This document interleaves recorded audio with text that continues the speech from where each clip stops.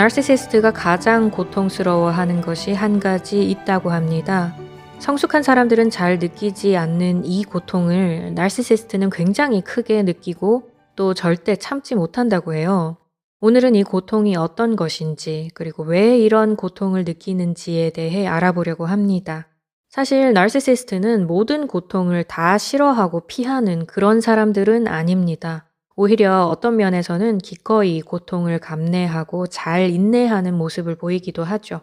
그게 언제냐면 사람들 앞에서 존경스러운 이미지를 얻어내고 유지하려고 할 때입니다. 이때만큼은 정말 헌신적으로 끊임없이 고통을 감내해낸다고 해요. 사람들로부터 찬사를 받는 자리, 큰 영향력을 미치는 지위 등을 추구하는 과정에서는 어떠한 어려움이 있어도 기꺼이 인내하고 견뎌냅니다. 이런 나르시시스트들이 절대 참지 못하는 고통은 특정한 고통 하나뿐이라고 해요. 그것은 바로 자신의 잘못을 인정하는 고통입니다. 현실을 똑바로 바라보고 자신의 잘못된 부분을 인정할 때 느껴지는 고통, 즉 자기 성찰에서 오는 고통을 나르시시스트는 절대 참아낼 수가 없다고 합니다. 이 고통을 피할 수만 있다면 나르시시스트들은 무슨 짓이든 한다고 해요. 마치 마약을 구하기 위해서라면 사람 목숨도 가볍게 생각하는 범죄자처럼 나르시시스트는 자기 성찰의 고통을 피하기 위해서라면 다른 사람의 아픔이나 고통은 중요하지 않다고 합니다. 다른 사람들이 아무리 아프고 힘들어 해도 자신의 잘못을 가려서 완벽하게 포장하는 것이 훨씬 더 중요한 일이라는 거죠. 그렇다면 왜 이런 일이 벌어지는 걸까요? 여러 다른 요소가 있을 수도 있겠지만 심리학자들의 주장에 따르면 부모의 양육 방식이 가장 결정적인 요인이라고 합니다. 아이가 잘못을 저질렀을 때 사랑이 많은 부모는 어떤 방식으로 훈육할지 고민부터 한다고 해요. 아이를 훈육하는 방법이 정말 다양하기 때문이죠.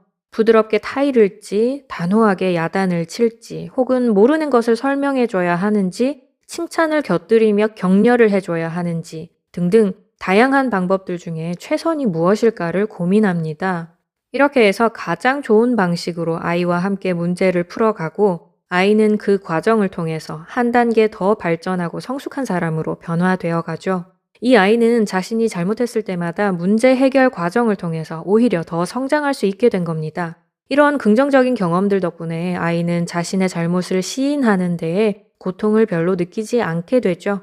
물론 아이들이 기분이 안 좋을 때는 자기가 무시를 당했니 어쩌니 억지를 부릴 수도 있지만 무의식적으로는 자신이 소중하게 여겨지고 있음을 스스로 알아챈다고 합니다. 이렇게 해서 내가 잘못을 저지르더라도 나는 여전히 사랑받을 만한 가치가 있다라는 걸 절대 잊지 않고 살아가게 되는 거죠.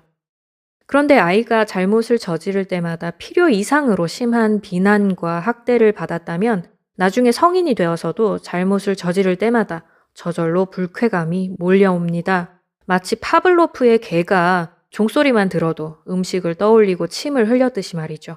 잘못을 저지르는 순간 바로 불쾌감부터 느껴지는 겁니다. 자기도 모르게 일어나는 일이에요. 자신이 잘못할 때마다 부모님이 화를 절제하지 못하거나 무책임하게 자신을 방치했었고 그래서 상황이 더 나빠지고 괴로움이 더 커졌던 그 경험들 때문입니다. 잘못이 드러나는 그 순간부터 일이 걷잡을 수 없이 악화되었던 그 기억들 때문에 그래서 이들은 되도록이면 자신의 잘못이 드러나지 않게 하려고 애를 씁니다. 나름 상황이 더 나빠지지 않기 위해 노력하는 거예요. 이들에게는 잘못을 감추고 드러내지 않는 것이 평화를 지키는 최선의 방식인 겁니다. 잘못을 솔직하게 인정한다는 것은 문제를 더 키우는 아주 악한 행동이라고 무의식적으로 느끼고 있어요. 이 세상은 내가 절대 잘못을 해서는 안 되는 곳이고 내가 잘못을 하더라도 그것을 드러내서는 안 되는 아주 위험하고 무서운 곳으로 인식돼 버린 겁니다. 자신의 잘못과 허점을 인정하는 것이 너무도 불쾌하고 어떻게든 피해야 할 일이 되었기 때문에 이들은 자기 대신에 그 고통을 감내해 줄 대상을 찾아냅니다. 나르시시스트는 자신이 저지른 잘못을 가지고 다른 사람을 비난하죠. 사실 그 비난은 원래 스스로를 향한 것인데 말이에요. 비난과 폭언 혹은 방치에 대한 기억 때문에 나르시시스트는 자신이 잘못을 저지를 때마다 무의식 속에서 이미 비난을 받은 것처럼 불쾌하고 아픕니다. 그래서 그 고통을 누군가가 같이 느껴주길 바라는 거죠. 부모에게 고통을 많이 받은 아이는 커서 받은 고통 그대로를 상대방에게 줄 수밖에 없습니다. 부모에게 사랑을 많이 받은 아이가 커서 받은 사랑 그대로를 상대방에게 주는 것처럼 말이죠. 사람들은 누구나 내가 느끼는 것을 다른 사람이 함께 느껴주기를 바랍니다. 즉, 공감해주기를 바래요.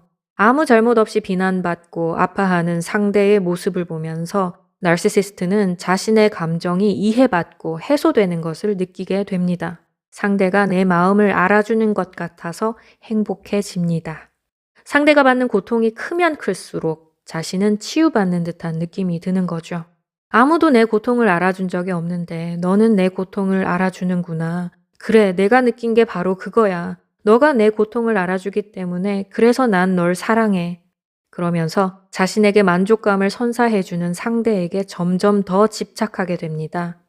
자신의 가치를 아는 사람은 내가 지금 어떤 모습이든 무엇을 가졌든 못 가졌든 그저 내가 소중하기에 때로 무언가에 집착을 하더라도 건강한 수준으로 합니다. 다른 사람을 아프게 하면서까지 자신의 욕구를 채우고 싶은 마음이 없죠.